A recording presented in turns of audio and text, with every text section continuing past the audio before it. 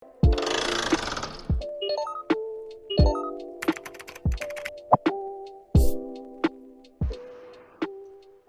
datang di materi getaran, lecture yang ke-6.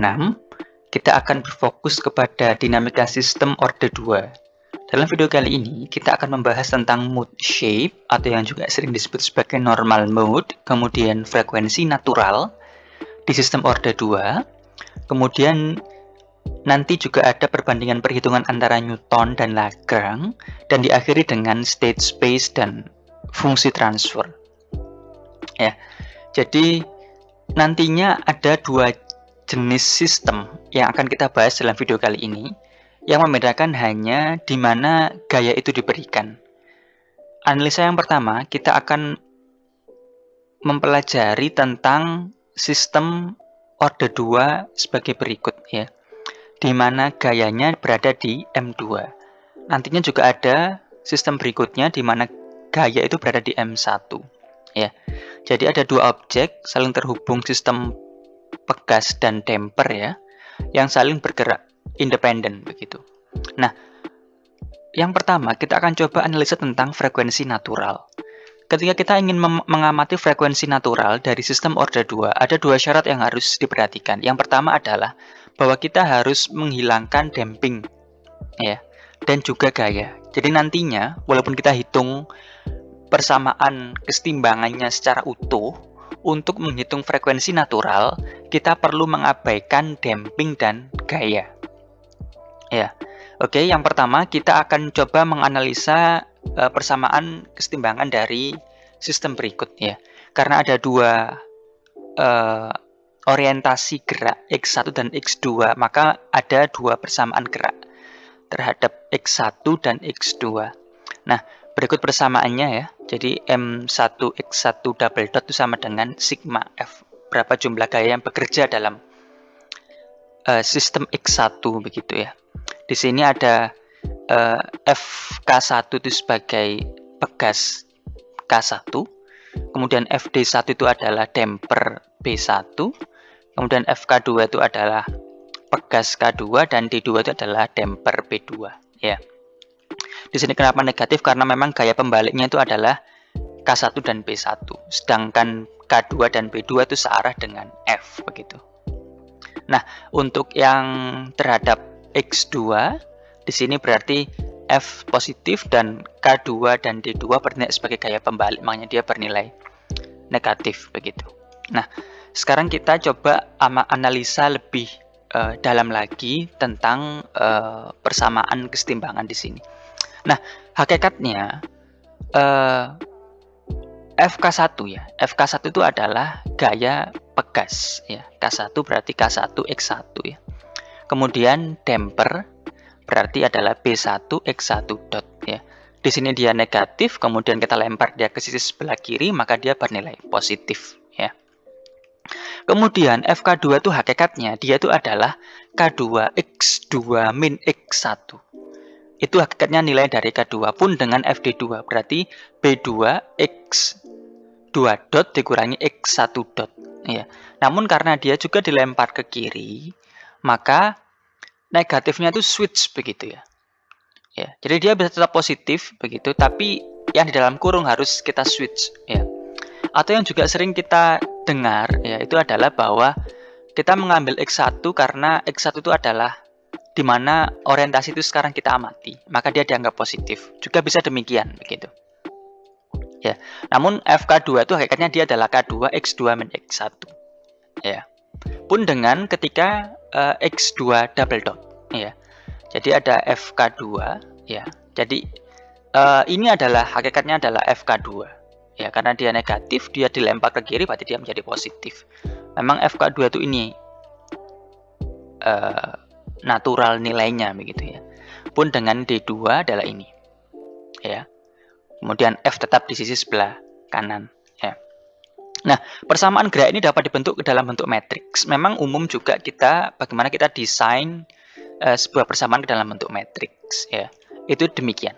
Ya, jadi jika nantinya diminta membentuk sebuah persamaan gerak ke dalam bentuk matriks, maka dibentuk demikian ya. Jadi X1 double dot, X2 double dot sendiri, kemudian X1 dot dan X2 dot sendiri, dan X1, X2. Di sisi sebelah kanan itu adalah gaya eksitasi, gaya yang bekerja terhadap sistem tersebut. Ya. Karena memang gayanya hanya berada di X2, maka dia hanya ada di X2, yang X1 dia bernilai 0 ya di sini. Nah, kita recall lagi bahwa untuk mengamati frekuensi natural dari sistem order 2 berikut, ya kita harus menghilangkan seluruh damping ya. Jadi B1, B2 itu harus hilang pun dengan gaya ya. Sehingga persamaannya menjadi ini ya. Untuk X1, B1 dan B2-nya itu dianggap tidak ada. Kita ignore begitu. Pun dengan sistem 2. Ya, sistem X2 itu gayanya kita abaikan begitu. Pun dengan B2 di sini ya. Sehingga ini yang akan kita pakai seterusnya untuk menghasilkan frekuensi natural dari sistem berikut ya. Kemudian seperti biasa kita akan memberikan asumsi respon X1 dan X2 ya.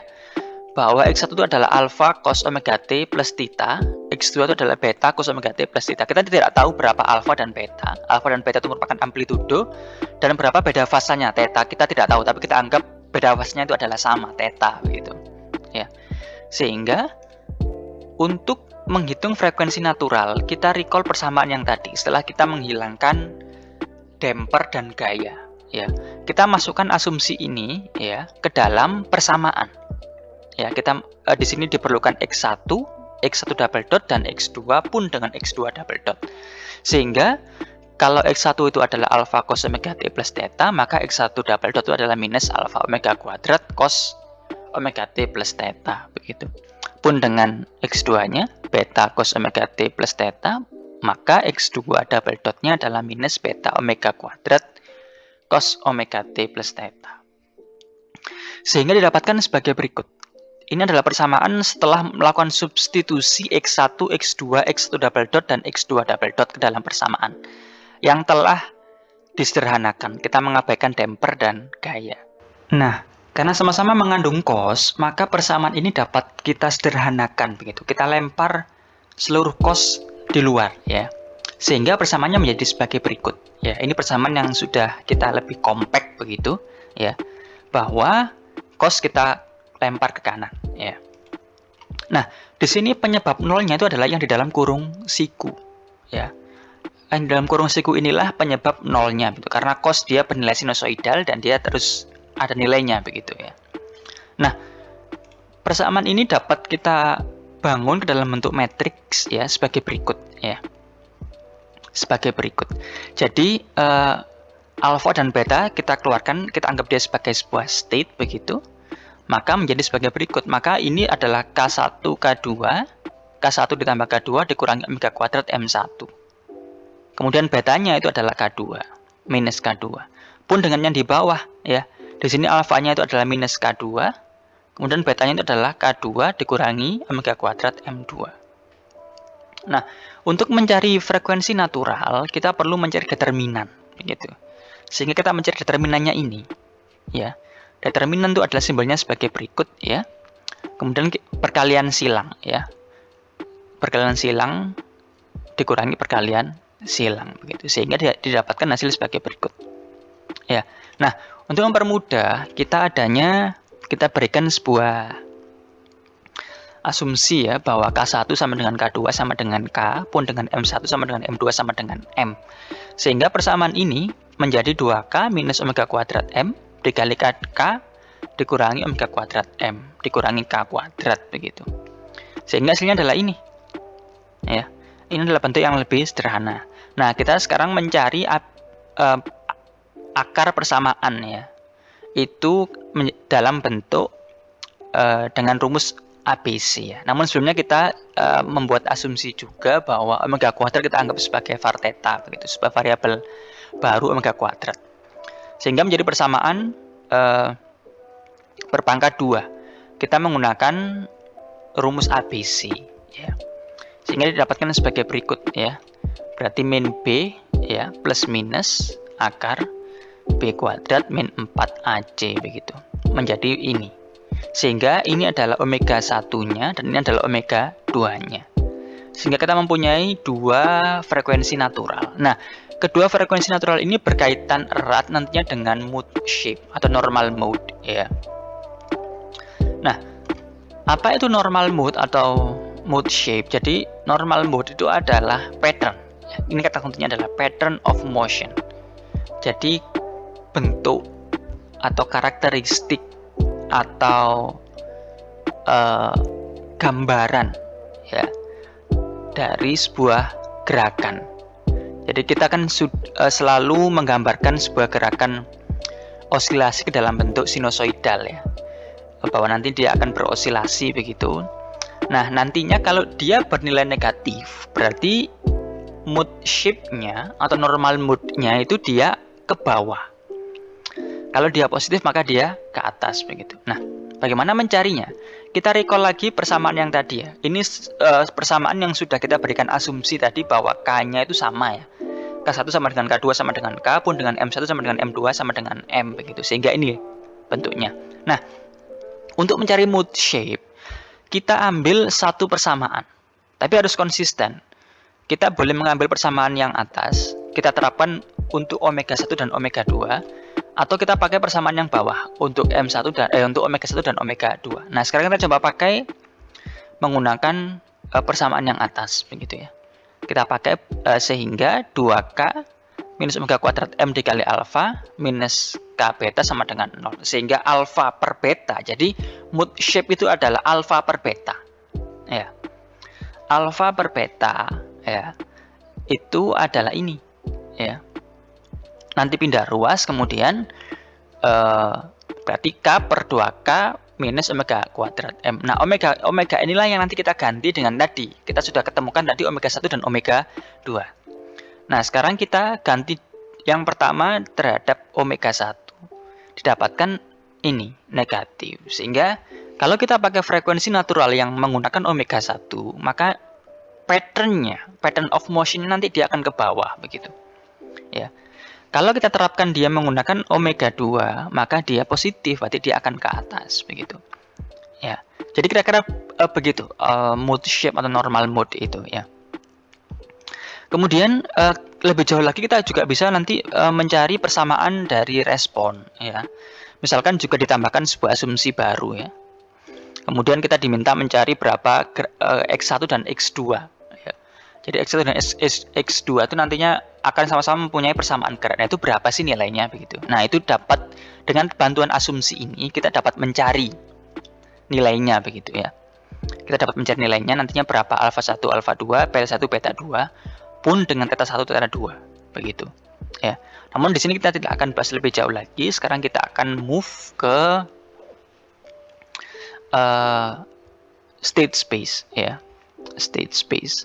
Nah, sistem yang akan kita pakai berbeda terhadap sistem yang pertama tadi ya. Bentuknya sama, karakteristiknya sama, namun yang membedakan adalah bahwa gayanya sekarang berada di M1 ya. Jadi kita anggap ini sebagai section yang kedua ya. Bahwa kita akan mencari persamaan gerak itu menggunakan Newton dan nanti menggunakan Lagrange. Sebenarnya juga sangat memungkinkan kalau kita menggunakan Hamiltonian ya. Jadi selain Newtonian ada Lagrangian pun nanti juga ada Hamiltonian.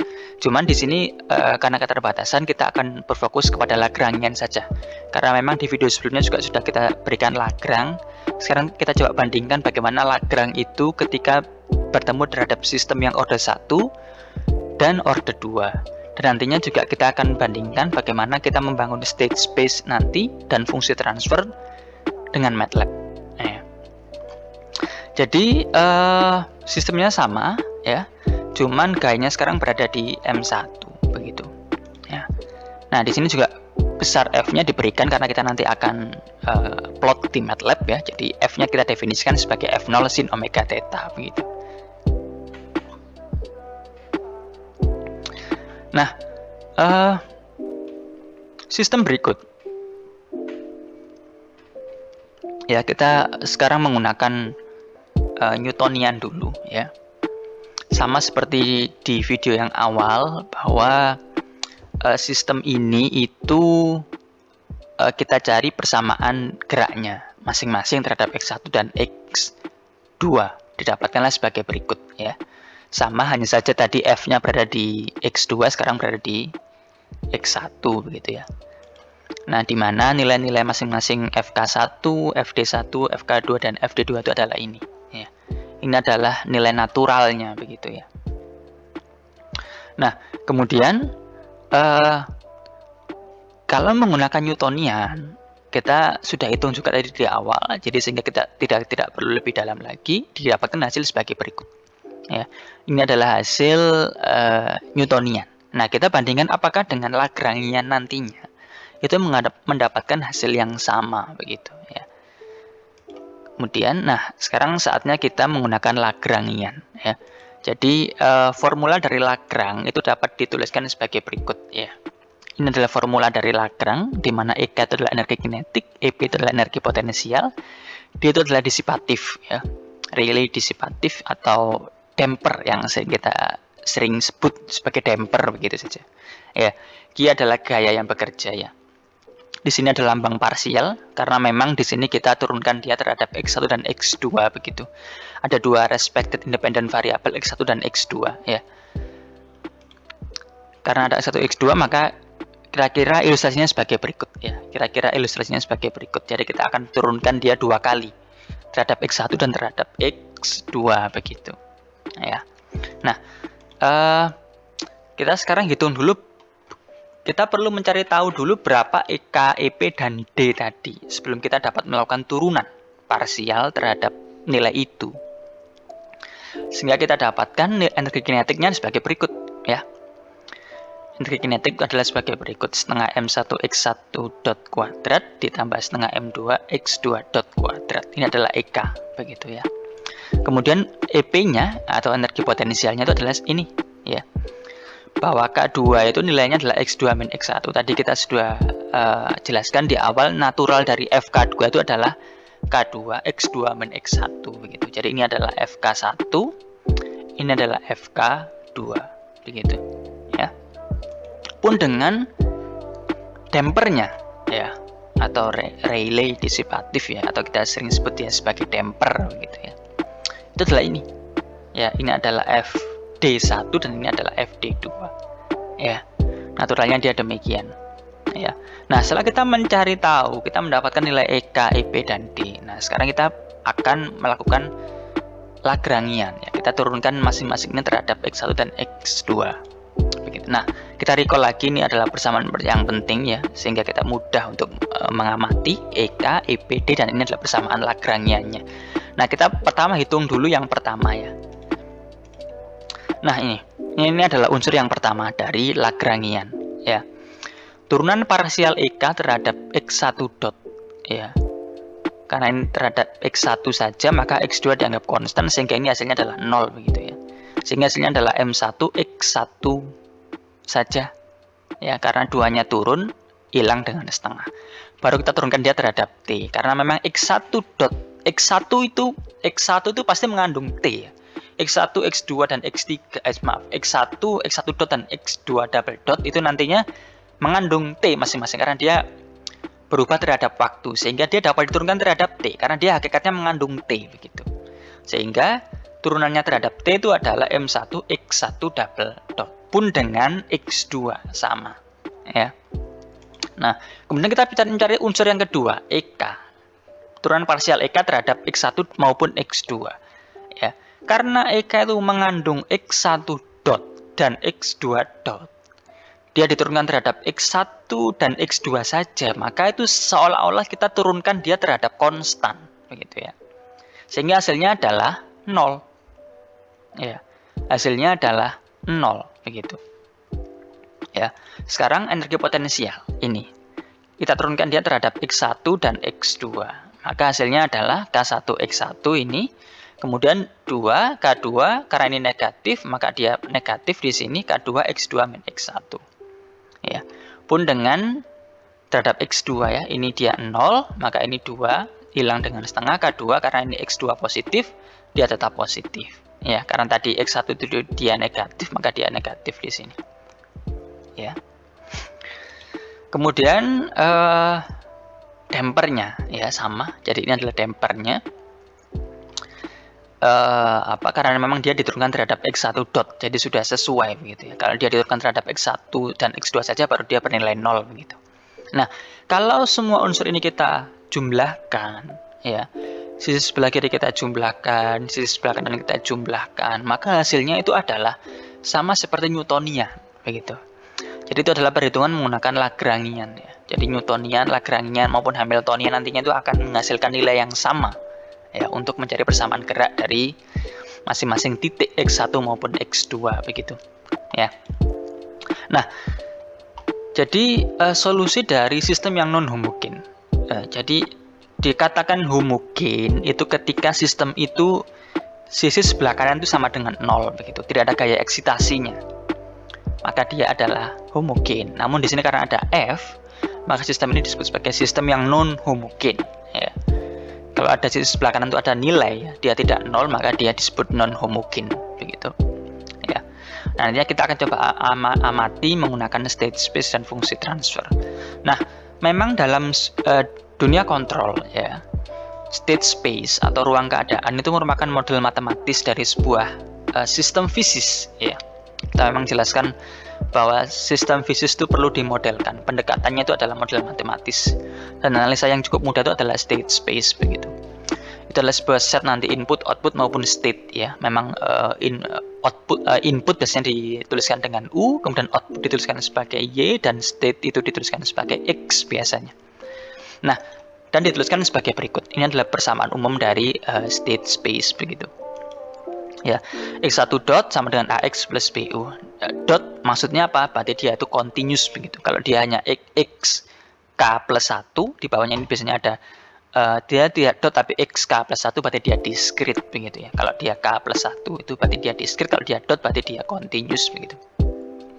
Nah, nilainya adalah ini ya. Nah, state space itu cirinya kalau dia hanya ada satu persamaan, maka nantinya ada dua baris begitu. Ya. Sedangkan kalau kita mempunyai dua persamaan, maka dia mempunyai 4 baris, maka 2n lah. Ya. Nah, apa saja state-nya? State-nya itu berarti X itu adalah posisi dan V itu adalah kecepatan. Maka nantinya kita dapat melakukan plot atau menganalisa dari posisi dan kecepatan dari X1 maupun X2 begitu ya. Jadi ini adalah X1 dot sama dengan AX plus BU, sama dengan Y sama dengan JX plus DU juga. F-nya itu adalah F0 sin omega T. Ya. Nah, sekarang kita modelkan menggunakan MATLAB. Ya. Jadi, kalau sudah mengetahui nilai state space-nya A, B, C, D, ada dua cara yang bisa kita tuliskan. Begitu. Kita bisa menggunakan subsystem. Ya, dengan cara kita membangun secara manual, seperti ini, AX plus BU-nya. Atau kita menggunakan nantinya itu sebuah block state space, sehingga kita langsung memasukkan berapa nilai A, B, C, D-nya. Ya, kita bisa melihat terhadap dua perspektif begitu ya. Nah, bagaimana membacanya ini ya? Tadi bahwa X dot itu adalah AX plus BU, ya, dan Y sama dengan JX plus DU. Nah, kita buktikan di sini, ya. Di sini berarti BU, ya. Kemudian X dot di sini ketemu integrator, ya. X dot diintegral berarti X, ya. Maka ini adalah X ketemu AX. Maka di sini ini adalah output di sini itu adalah AX plus BU. Nah, tadi kita tahu bahwa AX plus BU itu adalah X dot. Berarti ini sama dengan X dot. Kemudian X di sini ini adalah C, maka JX DU. Berarti ini adalah JX plus DU. Berarti ini adalah Y begitu. Nah, ini sudah menyerupai state space tadi. Ada dua cara memang menggunakan subsystem atau menggunakan state space. Ya. Ada blok diagram subsystem pun dengan state space. Ya. Kita bisa menggunakan dua cara tersebut. Ya, di mana ini adalah A, B, C, D-nya. Mendapatkan ini dari mana? Dari persamaan gerak tadi. Ya, persamaan gerak tadi itu kita masukkan satu-satu di sini. Ya, didapatkanlah ini begitu. Nah, ini adalah slide terakhir. Nanti kita coba teman-teman bisa melakukan plot sendiri menggunakan MATLAB dengan parameter yang diketahui di sini. Nantinya hasilnya mestinya itu adalah sama seperti ini. Ya, kita berikan sebuah parameter M1, M2, K1, K2, B1, B2. kemudian karena F-nya itu adalah F0 sin omega T, maka F0-nya itu 100 Newton, dan omega di sini kalau kita terapkan di MATLAB ya, itu adalah frekuensi ya. Di kolom frekuensi kita masukkan dia sebagai omega 2 begitu ya. Initial kondisinya itu adalah 0 ya. Nah, ini tadi yang saya maksud sebagai diagram blok state space ya. Jadi bisa menggunakan state space ini. Kalau kita menggunakan state space ini, kita hanya memasukkan berapa nilai A, B, C, D-nya. Kalau kita menggunakan subsystem tadi, kita perlu membangun tadi. Ada diagram blok A, B, kemudian kita perlu integrator seperti S, dan seterusnya. Ya, ada dua cara.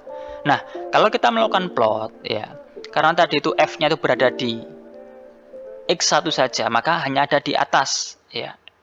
Yang bawah itu sama dengan 0. Ya, didapatlah ini, begitu. Nah, ini adalah sebagai pembanding. Kalau kita menggunakan fungsi transfer dengan input satu saja, ya, di satu saja, maka ternyata plot posisinya itu sama, ya. Plot posisinya itu sama, sehingga apa maksudnya? Berarti menggunakan state space maupun fungsi transfer itu sama, begitu. Bagaimana merubah state space dengan fungsi transfer? Bisa menggunakan SS2TF, begitu ya. Kalau di dalam MATLAB itu ada SS2TF, maksudnya state space 2 to 2 TF transfer function. Kalau kita ingin merubah fungsi transfer ke state space, maka TF to SS ya. Transfer function to itu 2, kemudian state space begitu. Sehingga dia akan langsung berubah. Nah, langsung kemudian kita masukkan input di X1 saja, maka plotnya adalah ini. Kalau kita masukkan di kedua mungkin sama dengan ini begitu ya. Jadi itu merupakan video kali ini ya. Jadi kita sudah mulai kenalkan tentang sistem order 2. Tadi juga kita jelaskan tentang mode shape, kemudian fungsi transfer dengan cara mengabaikan damper dan gaya eksitasi luarnya. Kemudian juga kita tadi bandingkan bagaimana Newtonian dan Lagrangian. Walaupun sebenarnya kita juga ingin coba bahas tentang Hamiltonian, tapi karena keterbatasan waktu, jadi kita hanya sampai Lagrangian saja, dan kita coba aplikasikan state space di MATLAB ya. Tadi juga kita bandingkan bagaimana menggunakan state space dan subsystem pun dengan fungsi transfer. Jadi sekian untuk video kali ini. Terima kasih.